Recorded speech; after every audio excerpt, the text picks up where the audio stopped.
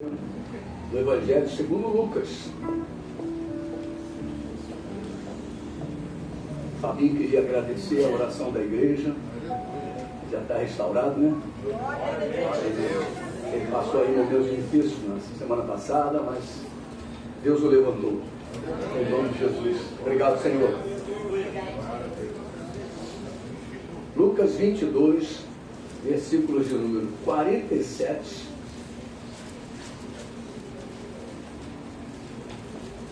Hoje nós vamos continuar falando sobre restituição.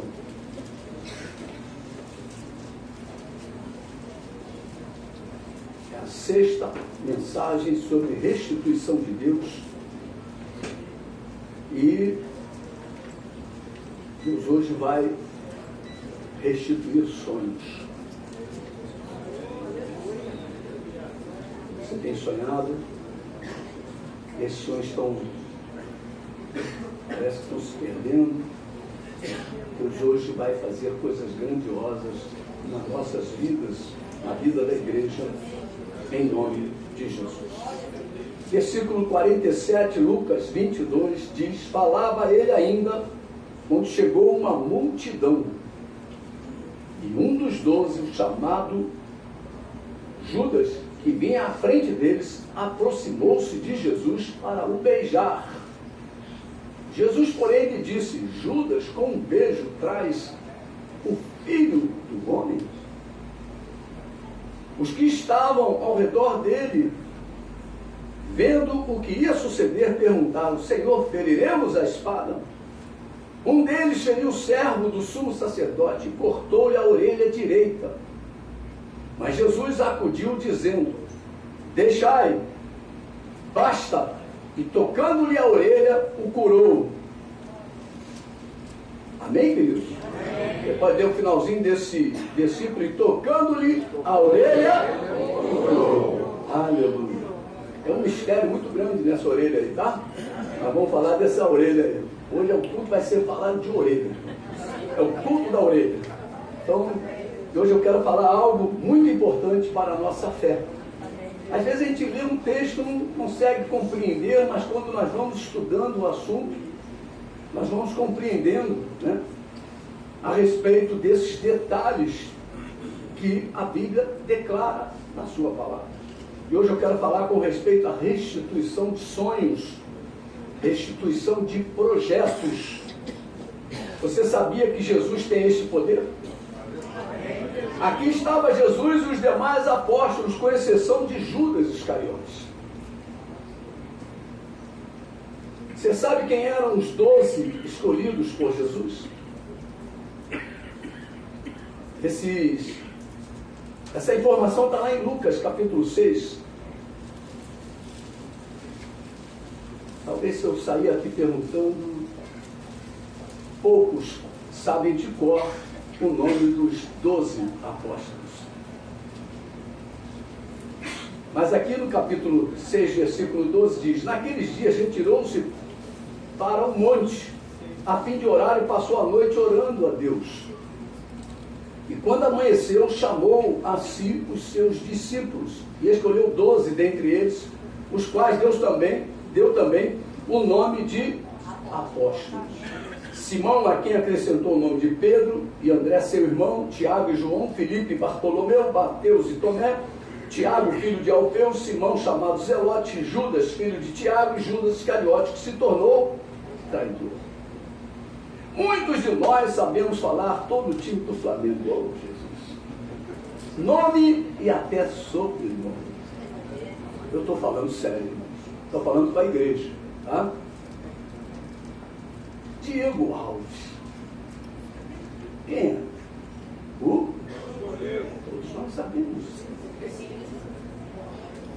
Rafinha. Rodrigo Caio. Mari. Ou Maria. Felipe Luiz. William Arão. Gerson, de Arrascaeta, Everton Ribeiro, nome e sobrenome. Gabriel Barbosa, Bruno Henrique e mais o treinador Jorge Jesus. Todo mundo sabe de cor esses nomes. Talvez seja de tanto falar. Mas negligenciamos com relação aos apóstolos de Jesus. E eu queria te estimular a repetir comigo o nome dos 12 apóstolos. Primeiro, Simão, a quem acrescentou o nome de Pedro. Vamos juntos, irmão. A quem acrescentou o nome de Pedro. André, seu irmão. Tiago, irmão de João. João, irmão de Tiago. Filipe. Bartolomeu. Mateus. Tomé. Tiago, filho de Alfeu. Simão, chamado Zelote. Judas, filho de Tiago. Judas Iscariote, que se tornou traidor. Aleluia. Esses são os 12.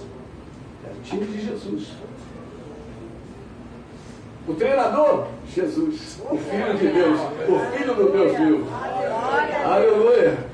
Então nós começamos a entender que há uma dificuldade muito grande em guardar as informações bíblicas, mas guardar as informações mundanas é uma coisa tão fácil para a igreja. Após Satanás entrar no coração de Judas Iscariotes, foi ele até os principais sacerdotes para entregar Jesus. Eles ouvindo, alegraram-se e lhe prometeram dinheiro. A traição vem sempre com alguma oferta, algum benefício. E nesse meio tempo buscava ele uma boa ocasião para o entregar. Então Judas estava esperando uma boa oportunidade para poder pegar Jesus e entregar a Jesus aqueles líderes religiosos.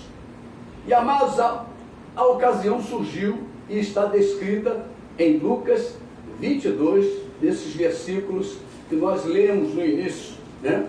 Do 47 em diante. Eu vou repetir ele. Falava ele ainda quando chegou uma multidão. Olha, era uma multidão para prender Jesus.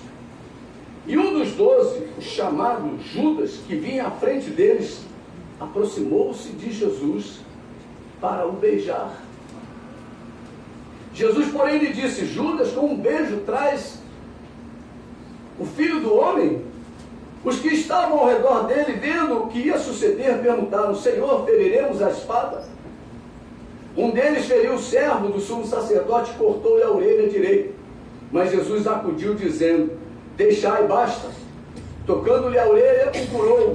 Então, dirigindo-se Jesus aos principais sacerdotes, capitães do templo e anciãos que vieram prendê-lo, disse: Saístes com espadas e porretes, como para deter um salteador? Diariamente, estando eu convosco no templo, não puseste as mãos sobre mim? Esta, porém, é a vossa hora e o poder das trevas. Jesus. Então tem hora aí que Jesus fala que é a hora do poder das trevas. Interessante que nesta descrição de Lucas não é citado o nome do homem que foi atingido na orelha. Não somente Lucas, mas Mateus e Marcos também não citam o nome do servo do sumo sacerdote. Por que será que somente João cita o nome do servo do sumo sacerdote? A resposta está lá em João, capítulo 18. Eu quero acompanhar direitinho aqui para vocês poderem entender. João capítulo 18, versículos 15, diz assim: Simão Pedro e o outro discípulo seguiam a Jesus, sendo este discípulo conhecido do sumo sacerdote. Olha, tinha um discípulo, que era João, que conhecia o sumo sacerdote, entrou para o pátio deste com Jesus. Pedro, porém, ficou do lado de fora, junto à porta. Saindo, pois, o outro discípulo, que era conhecido do sumo sacerdote, falou com a encarregada da porta e levou Pedro para dentro. Ele tinha influência junto aos funcionários do sumo sacerdote. Em João capítulo 18, versículo 10, olha só o que fala. Então Simão Pedro puxou da espada que trazia e feriu o servo do sumo sacerdote, cortando-lhe a orelha direita. E o nome do servo era... Por que João bota o nome? Porque João tinha acesso ao ambiente onde o sumo sacerdote dominava. E esse servo do sumo sacerdote, ele conhecia pessoalmente, ele conhecia como sendo o nome dele Malco. Muitos, por desconhecimento da Bíblia, falam que Malco era um soldado romano.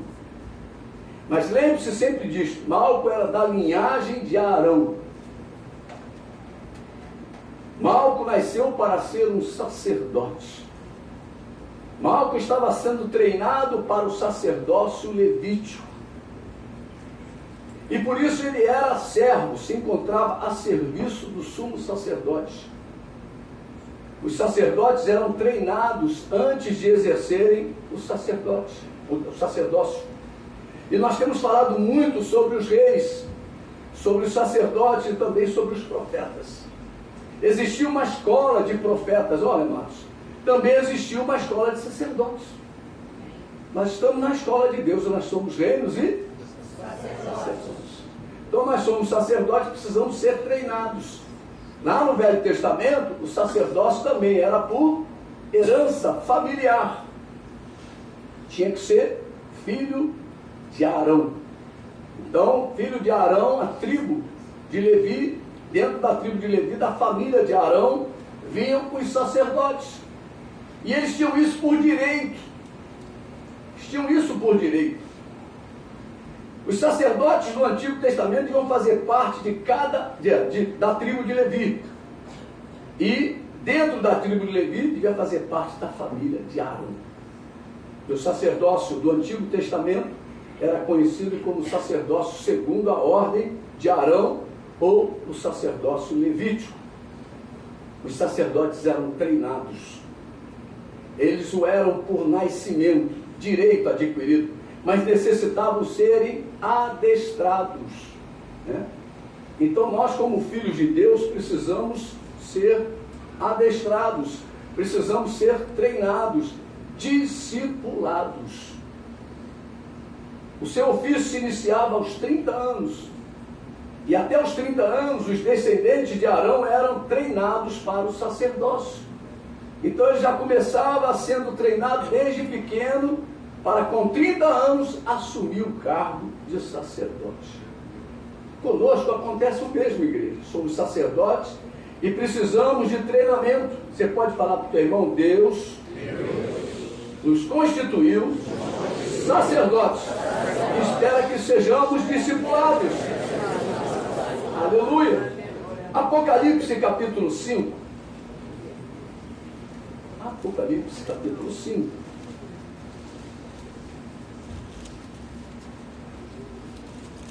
Perdão, Apocalipse capítulo 1, versículo 5, parte B. Aquele que nos ama e pelo seu sangue nos libertou dos nossos pecados, versículo 6, e nos constituiu reinos sacerdotes para o seu Deus e Pai. A ele a glória e o domínio pelos séculos dos séculos. Amém. Em Mateus capítulo 28, também tem uma informação muito boa para nós que somos sacerdotes. Quem é sacerdote do Senhor? Amém. Amém? Capítulo 28, versículo 19. Diz assim a Bíblia: ide, portanto, fazer discípulos de todas as nações, batizando-os em nome do Pai, do Filho e do Espírito Santo. Quem é batizado aqui? Amém? Então nós agora estamos sendo o quê? Discípulos. Estamos sendo treinados. Precisamos entender muitas coisas que nós não entendíamos. Nós éramos mestres no mundo, mas na casa do Senhor nós estamos aprendizes ali. Nós estamos aprendendo, nós estamos crescendo na graça e no conhecimento. Nem todos os sacerdotes do Antigo Testamento se tornariam sumos sacerdotes, mas havia sempre uma expectativa. Fazia parte da linhagem, foi treinado, 30 anos entra E agora ele é um dos candidatos. Quando morreu o sumo sacerdote, dele ser levantado. Então ele tem que estar pronto, ele tem que estar apto para poder assumir aquela expectativa. Os profetas também tinham uma escola, a escola de profetas. Os discípulos dos profetas eram doutrinados na lei de Moisés. Os profetas precisavam estudar a lei de Deus. Malco era servo do sumo sacerdote, como também o profeta que era marido da viúva, descrita lá em 2 Reis 4:1. Vamos lá rapidinho, para vocês poderem ligar como funciona o processo, né? 1 Reis, aliás, 2 Reis 4, 2 Reis, capítulo 4, versículo de número 1. Certa mulher, das mulheres dos discípulos dos profetas, olha aí, discípulos dos profetas, que fazia parte de quê? Da escola de profetas. Então, do qual Elias estabeleceu, Eliseu depois ampliou essa obra. Clamou a Eliseu dizendo: meu marido, teu servo, morreu. Olha, e era servo de quem? Do profeta maior, o profeta que era Eliseu. Teu servo, olha, servia a Eliseu. O sacerdote lá no Antigo Testamento servia ao sumo sacerdote. Para você poder entender a posição de Malco, tá? Meu marido, teu servo, morreu, e tu sabes que ele temia o Senhor, é chegado o credor para levar os meus 2 filhos para serem escravos. Os sacerdotes, durante o seu preparo, eram disponibilizados para servirem ao sumo sacerdote. Eles eram servos do sumo sacerdote. Era o sumo sacerdote que dava a aprovação final para o sacerdócio.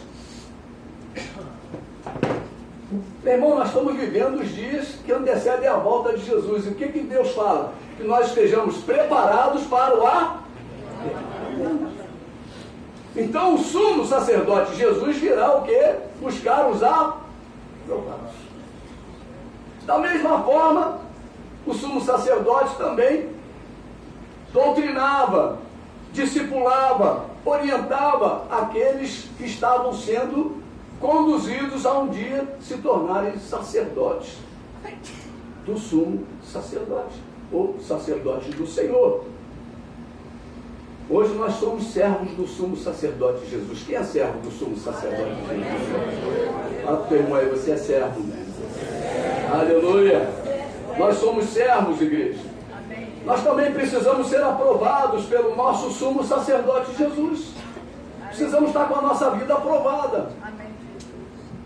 Já os filhos de Arão, abaixo de 30 anos, viviam a expectativa de um dia serem ungidos para aquilo ao qual nasceram. Eles nasceram para serem o quê? Sacerdotes. A vida deles, toda a expectativa deles era ser o quê? Sacerdotes.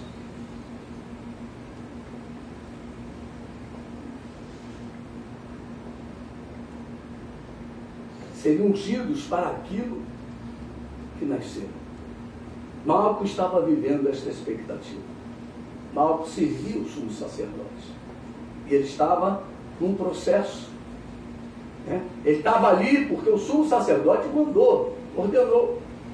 E ele estava ali para poder o quê? Fazer com que a ordem do sumo sacerdote se cumprisse. A igreja está na terra para que a ordem do nosso sumo sacerdote se cumpra. Bem, queridos? Por isso nós somos servos. Se Deus te enviar, vai, meu irmão.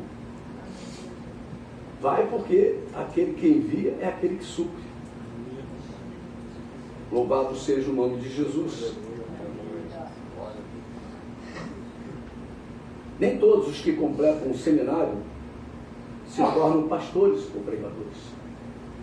Nem todos os sacerdotes que estavam sendo treinados seriam sumos sacerdotes.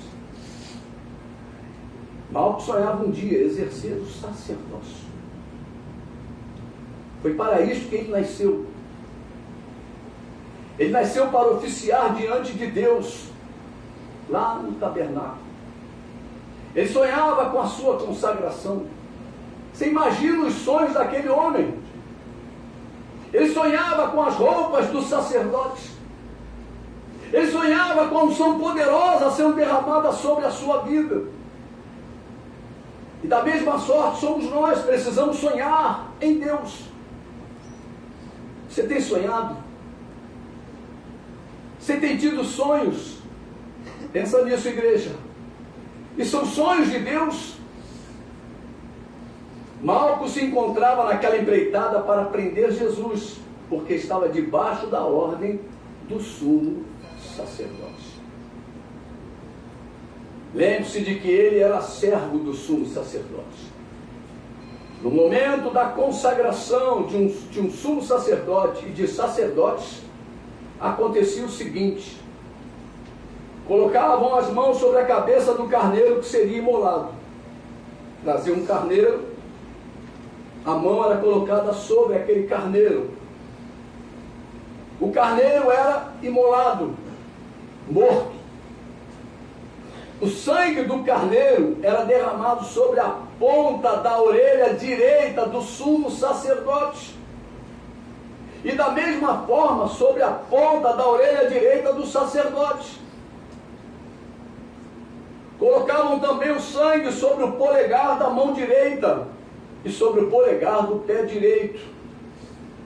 O restante do sangue era jogado sobre o altar ao redor.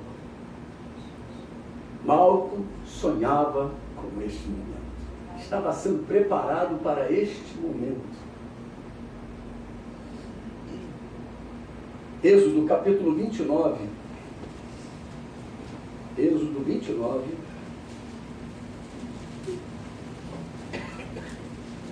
Versículo de número 20. E molarás o carneiro e tomarás o seu sangue, e o porás sobre a ponta da orelha direita de Arão e sobre a ponta da orelha direita de seus filhos, como também sobre o polegar da sua mão direita e sobre o polegar do seu pé direito. O restante do sangue jogarás sobre o altar ao redor. Essa era a ordem de Deus. E Malco estava esperando esse momento. Eu imagino todo dia que Malco ia se lavar, ele lavava aquela orelha. Ele tinha um cuidado com aquela orelha direita dele. Porque é aqui que vai vir a unção de sacerdote. É no dedão que vai vir a unção de sacerdote. É no dedão do pé que vai vir o óleo, o sangue, da unção sacerdotal sobre a minha vida. Imagina agora, igreja, uma pessoa que está se preparando para se formar em alguma área secular. Pode ser medicina, pode ser biologia, sociologia, engenharia, arquitetura, informática ou qualquer outra área, e acontece um acidente com aquela vida. Eu me lembro daquela atleta que fazia pirueta, se lembra? Ficou agora numa cadeira de roda. Esqueci o nome dela. Alguém se lembra? Maís. Você está ligado. O sonho dela parou. A cadeira de roda parou, era o sonho dela. Eu imagino ela, pensa no sonho e a cadeira de roda. Todos os sonhos se foram. Todos os sonhos se acabaram naquele acidente de percurso. Assim acontece com muitos de nós e em muitas áreas. É no casamento. Os pais preparam a filha para o dia do casamento. Chega o dia, aquela grande festa. Mas nos dias que se seguem, o casamento não se consuma como havia sido sonhado. Aquele sonho sucumbiu. E é com relação também à vida profissional, igreja. Você se preparou, estudou com afinco. Você se dedicou durante tantos anos, mas hoje se encontra desempregado ou trabalhando em uma área que não é aquela para a qual você se preparou. Você sonhou, mas algo aconteceu no trajeto. Também é uma amizade longa. Você viveu para cultivar aquela amizade. Mas aconteceu um imprevisto e aquela amizade acabou. Todo o investimento foi jogado por água abaixo. Você tinha aquela pessoa como o seu conselheiro, como a pessoa certa para conhecer as suas fragilidades. Mas aquela amizade, aquele sonho, acabou. Você conhece a história de José? Quando José foi vendido por seus irmãos a uma caravana ismaelita, ele havia sonhado. E não eram sonhos humanos, eram sonhos de Deus. Havia uma promessa de Deus sobre a vida de José. José sonhou que os seus irmãos e o seu próprio pai dependeriam dele. Viveriam debaixo da sua proteção, seriam submissos a ele. Mas o que aconteceu com José foi simplesmente desastroso aos olhos humanos. José foi vendido para a caravana de ismaelitas e conduzido para o Egito, onde foi vendido como escravo, igreja. E ali viveu, muito tempo nessas condições, até que do alto se manifestou o agir de Deus na vida de José. Assim pode estar seu filho, aprisionado nas drogas, no homossexualismo, que hoje é uma coisa tão banal, tão próxima de nós, né?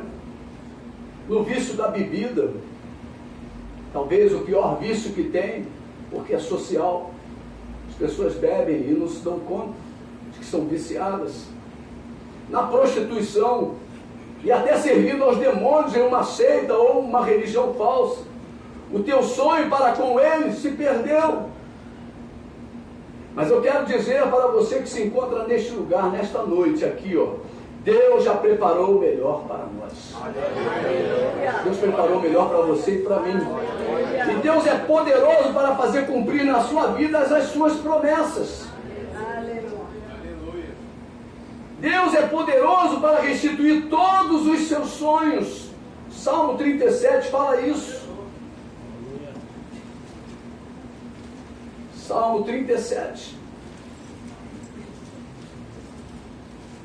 Versículos de número 3. Diz assim: confia no Senhor e faz o bem. Habita na terra e alimenta-te da verdade. Agrada-te do Senhor e Ele satisfará os desejos do teu coração. Entrega o teu caminho ao Senhor, confia nele e o mais Ele fará. Fará sobressair a tua justiça como a luz e o teu direito como o sol ao meio-dia. Descansa no Senhor e espera nele. Não te irrites por causa do homem que prospera em seu caminho, por causa do que leva a cabo os seus maus desígnios. Deixa a ira, abandona o furor, não te impacientes, certamente isso acabará mal, porque os malfeitores serão exterminados, mas os que esperam no Senhor possuirão a terra. Aleluia! Vamos voltar para a cena de Jesus sendo preso. Lá para aquela cena que Jesus está sendo preso. Acontece um diálogo entre aqueles que foram prender a Jesus Cristo e o próprio Senhor.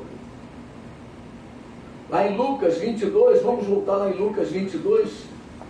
Deixa marcadinho aí, Lucas 22.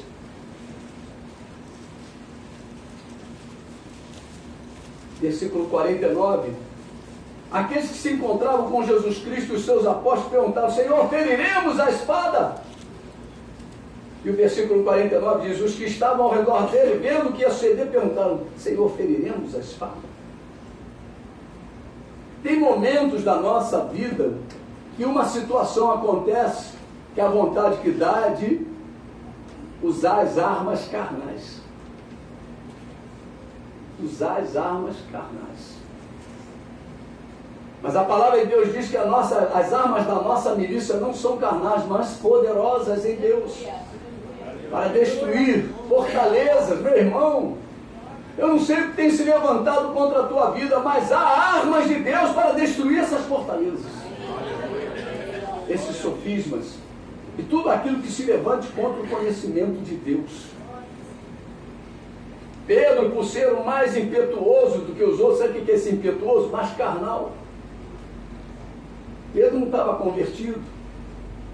E todo crente que anda na carne não pode agradar a Deus. E o que tem mais, aquele, olha, meu irmão, melhor escola do que aquela. Mestre Jesus.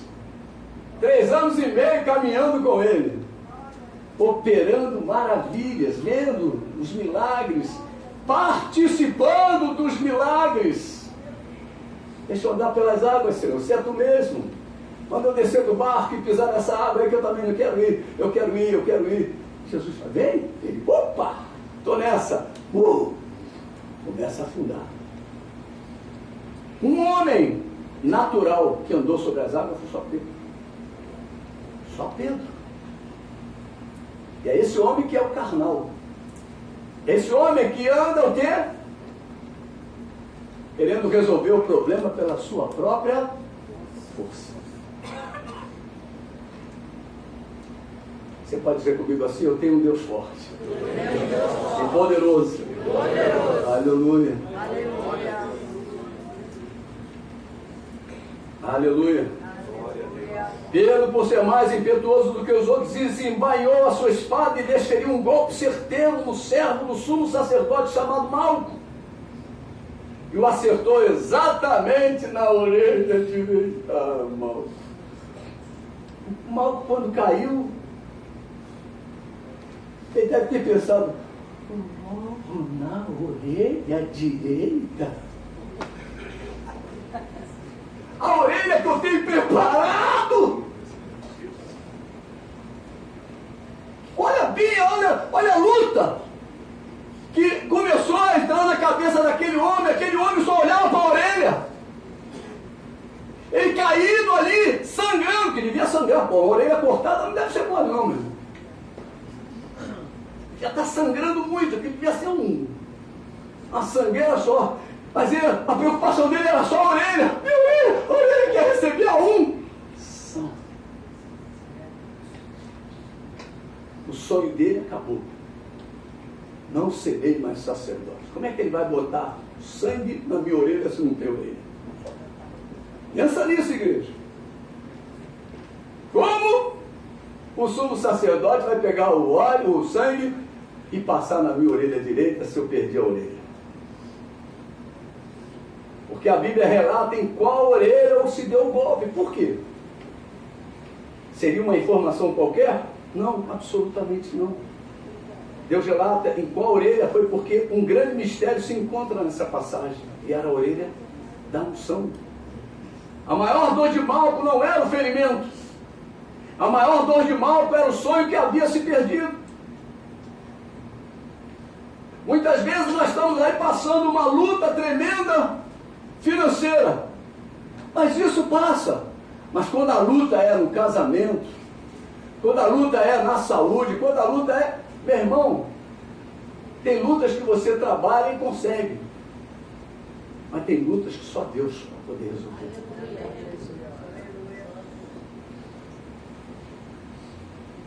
Os sacerdotes eram pessoas especiais dentro da sociedade. A sociedade judaica respeitava os sacerdotes. Eram importantes, pois exerciam isso por direito de nascimento. Ele agora não poderia mais ser um sacerdote. Todos os que se encontravam com ele começaram a se afastar. Mal perdeu a orelha, mal perdeu a orelha. Quer dizer, perdeu a condição. Deixaram-no sozinho. Que drama Malco estava vivendo. Não sei se tem muitos Malcos por aqui, mas você pode estar vivendo um drama também tremendo. Você pode estar vivenciando um drama idêntico ao de Malco. São os teus sonhos que foram embora. Ganharam asas e voaram. A frustração se aproximou de Malco e a tristeza tomou conta do seu coração. Aquele jovem alegre e feliz, aquele homem, estava ali para servir ao sumo sacerdote, seu semblante caiu. Você pode estar aqui e não estar em condições de servir mais o sumo sacerdote chamado Jesus.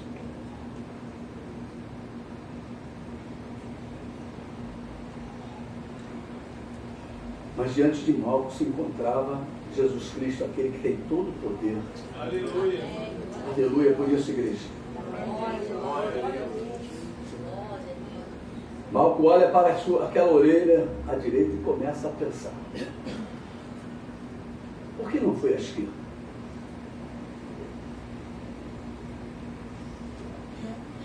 Eu, quando recebi uma bolada nesse olho aqui, que esse olho aqui me complicou todo, eu falava com Deus, por que não foi na testa? Por que não foi aqui? Por que tinha que ser exatamente no olho?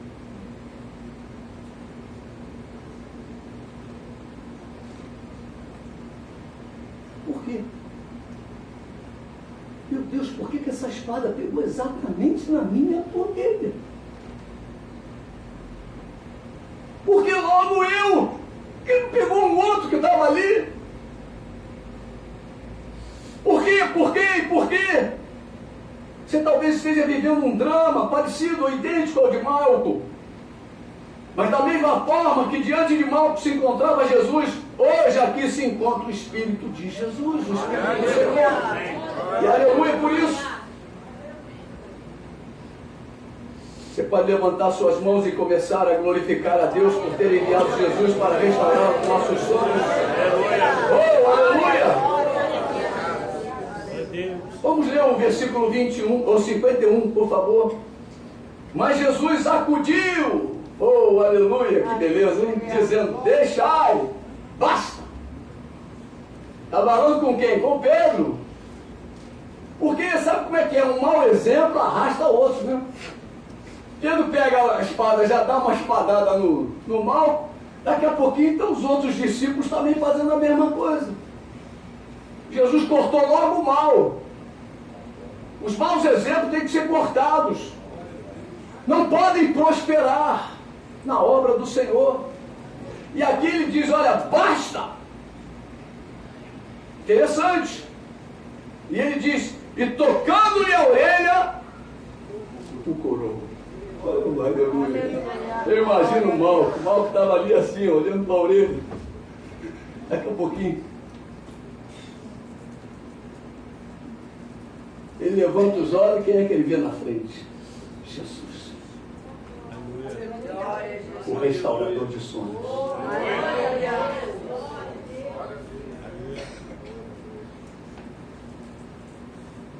Tocando-lhe a orelha, o curou. Jesus está aqui para te tocar, para restaurar. É isso que Jesus quer fazer nesta noite nas nossas vidas.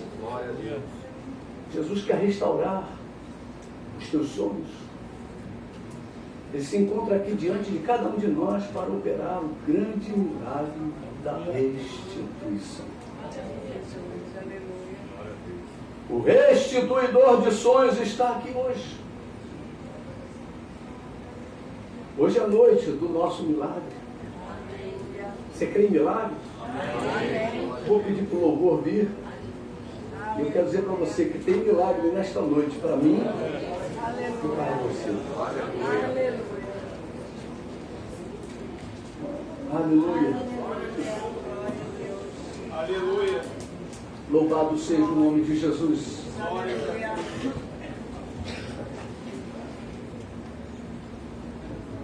Eu queria ministrar sobre a sua vida um pouco. Somente fique de pé aqueles que querem que Jesus recoloque a orelha direita no seu devido lugar. Você que está com a sua orelha direita fora do lugar, pode estar no chão, pode estar dentro de uma gaveta, pode ter esquecido o seu ministério, aquilo que tu serves a Jesus.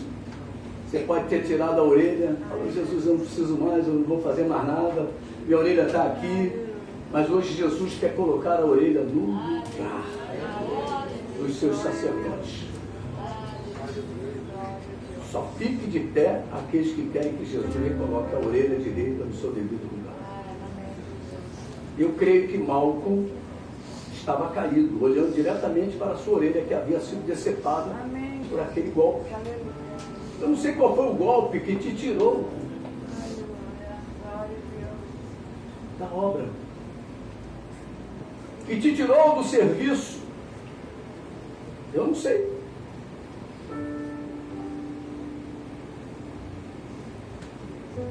Mas Jesus está aqui diante de você. Aleluia. Lembre-se sempre disso. Jesus está conosco em todo o tempo. E Ele é poderoso para se colocar, a orelha no seu devido lugar. Ele não vai pegar a orelha de outro e botar no teu rosto, não. Ele não vai te deformar, não. Ele é poderoso para colocar todos os nossos sonhos no seu devido lugar. Nada vai nos afastar destes milagres. Jesus é o restaurador de todos os nossos sonhos. Jesus está aqui para restituir todos os nossos sonhos. Amém, queridos? Você que